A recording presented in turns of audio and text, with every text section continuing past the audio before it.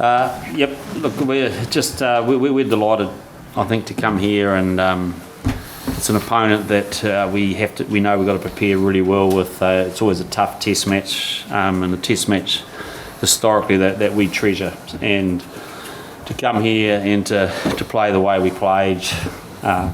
Very slippery conditions, even with that roof shut, it actually made it a little bit harder and condensed the game down a bit, but just loved the patience that we had. And I thought Wales stayed in the game for a long period and really had some moments of putting us under pressure, but we rode through that. So some great leadership and just control and some few key moments, and meant we had a good scoreline at the end. So pretty pleased.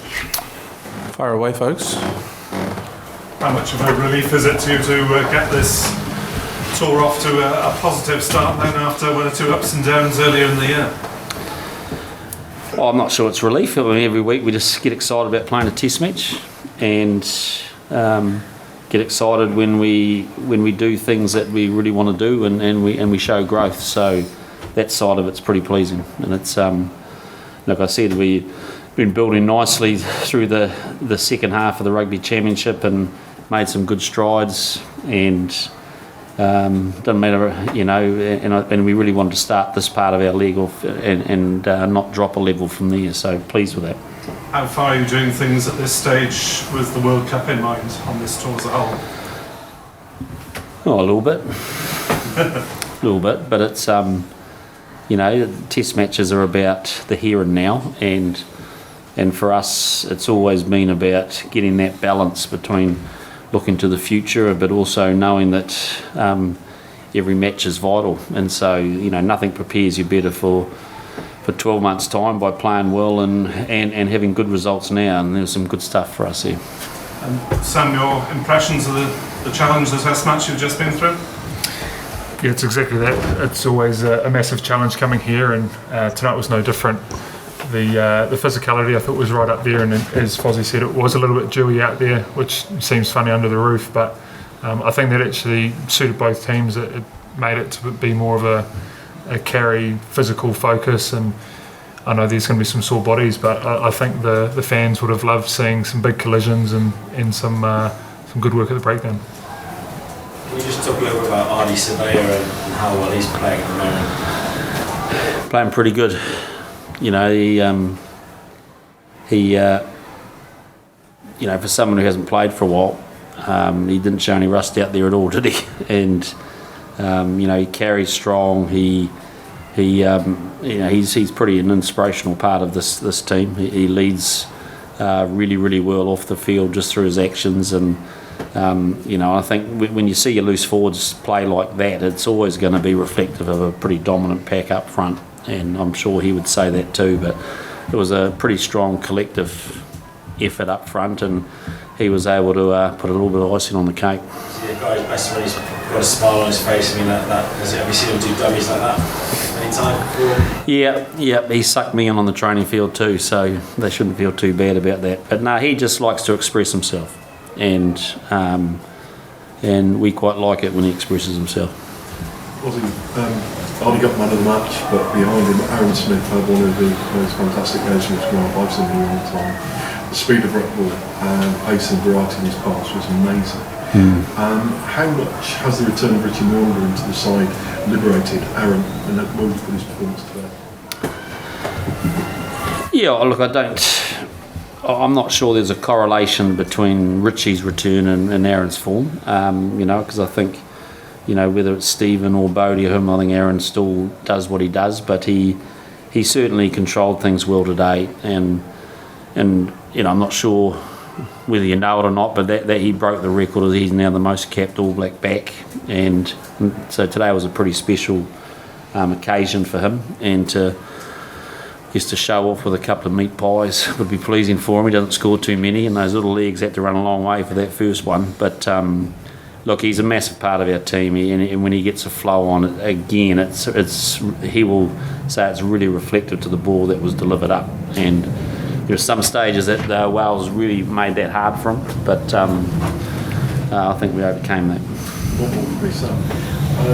When you guys defend, you look as if we're defending with the idea of scoring tries and attacking. it's quite phenomenal to watch. What goes through your mind when you're going through those defensive sets like that in terms of what you're going to do with the ball when you win? Yeah, I think any team that defends really well, you're looking to get the ball back and you want to get the ball back to score tries. So it's something that's probably taught to us from an early age, and it's something that we're just trying to grow at the moment as a team. If we can turn the ball over, sometimes it takes a while for teams to click into their defensive structure, and if you've got guys like Artie, Aaron, who are playing really well, they're seeing opportunities and they're hurting teams because of it. Watching from afar, the All Blacks have copped a bit over the last few months with a lot of criticism. Has that motivated the team to kind of prove the point, and does that feel like it's in the rearview mirror now?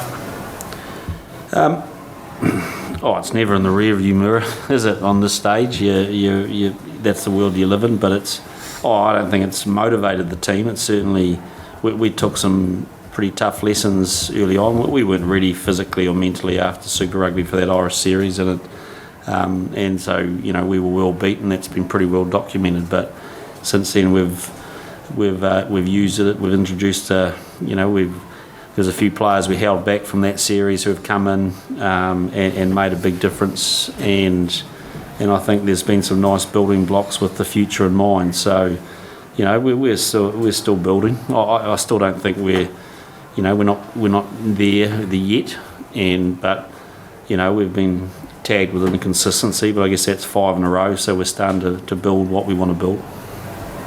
And you touched on it a little bit, but with the forward pack, you got a lot of pay from the pick and drive, the scrum and the breakdown.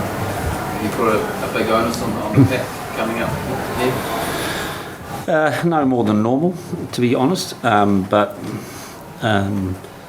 the test matches are won and lost there, and when in the last 3 or 4 years we've been it's been stated that that's sort of been a softer belly of our game, and we've worked hard in that space, and the man next to me has been a big part of that, and we're working hard on that. So we want to impose ourselves physically through our forwards. It wasn't, I don't think we went into potentially to play as much as what we did through them today, but I just love the patience and of the leadership on the park to say, well, it's working and let's keep going. Sam, you were far more efficient in Wales when you got into the 22 in terms of coming away with points. When you get past the 22 line and into that red zone, does the psyche kind of switch? Do you play differently when you're in the 22 in terms of carrying and phasing? Good question. I think off the top of my head I'd say no, but I think I'd have to have a look at it to make sure that I am saying the truth there, because some people do get a bit excited getting close to the line. They probably carry with a little bit more intent, but that's something that we've got to make sure we do it right across the field. The way we carry 5 out from the line should be the same if we're 5 from our own line. That's my gut on it, but I'd have to have a look to be 100% sure. Ian, Cody Taylor's come in for a bit of an up and down year. How would you rate that showing today? Pretty good. Again, I thought he built really well on his Eden Park performance, and I guess we took him out for a couple of weeks just to make sure that when he came back on the stage that he was ready and confident. So he went away and took the lessons of a couple of poor performances, worked hard on them, and he's come back and he's just looking really clear at the moment, and supplies great leadership up front, and that 1-2 punch with Sonny I think is a pretty powerful one. It's we still love Sonny starting as well. So, but again, it's just about building options as we go forward, and delighted that part of the puzzle was to get him back playing the way we know he can play. And speaking of puzzles, is the future of the second 5 jersey any clear in your mind after seeing another look at Jordan? Yeah, it's always clear in my mind. This is first of a very long tour for you. How do you see the next couple of weeks going? And also from a housekeeping perspective, is there any issues within the squad? Is everybody in one piece after the game? Yeah, we came through pretty good, which is pleasing, particularly, you know, first of 3 tests, you like to get away with no injuries, so we didn't dodge that bullet last week, and it whacked us with Sammy and Colsey and with Brodie, so to come through this week was important. We had a couple of guys playing in the All Black 15, and so they went well, and they've come back, and we might release 1 or 2 more to go back and play against the Barbarians in that team, so we're in pretty good shape. We've got an 8-day turnaround and back up to Scotland, where, you know, a lot of our guys haven't been up there for a long time, and some of them probably have never played at Murrayfield, so it's going to be a little bit of a new experience for us in many ways, and so, you know, we'll get excited about that in a couple of days, but right now we're just going to really enjoy, because it meant a lot to us to play well here. Yeah, nice to see Dalton Pup leading, step in without missing a beat there. Yep, it was nice. Did you expect that kind of performance after he sort of had to, I mean, he's obviously played a couple of games recently, but a little bit of time on the sideline as well? Yep, definitely. I think he... did I expect it? Yes, I did. I thought he showed that last year, and it's a bit tough when you're sitting behind the skipper, I guess, but whenever he's been asked to do what he needs to do, he's played well for us. And you know, he's a different style of 7, but he was abrasive today, and again, he brings something different to our pack, which is exciting for us. You all done? One at the back? No? Sam, All right. you certainly picked up the wind in your sails from this game going into the rest of the series. How do you ensure that you and the rest of the players in the squad don't get any complacency going forward into the remainder of the test? Is there something you're going to ensure happens in camp?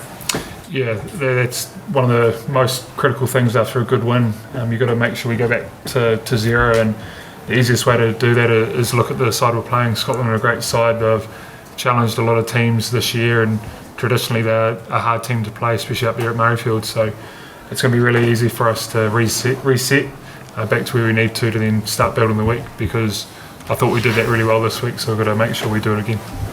So just one last one from me. What do you say to Alan Wynne after the game? You must be fed up seeing his face. I'll keep that between us. Thanks, guys. Can I add one more thing, and that's just congratulations to Wayne Barnes on his 100th test. It's a pretty special feat for a ref to put up with everything they put up, but to perform on that level for so long. And look, he's been a pretty iconic referee, and he deserves a lot of credit for tonight as well. Thank you. Thanks, everyone.